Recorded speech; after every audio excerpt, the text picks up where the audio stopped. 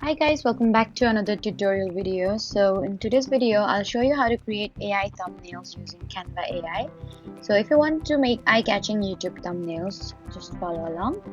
First, open Canva on your phone or go to the Canva website and sign into your account. On the home page, search for YouTube thumbnail or choose social media and then choose a thumbnail size.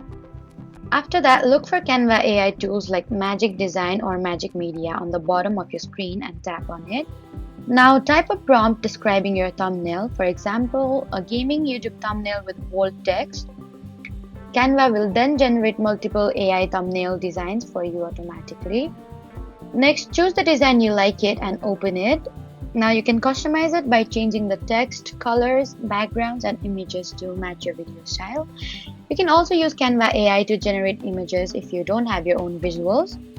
And once you're happy with your thumbnail, click download and save it to your device. For best results, keep your text big, use bright colors, and make sure the main subject stands out clearly.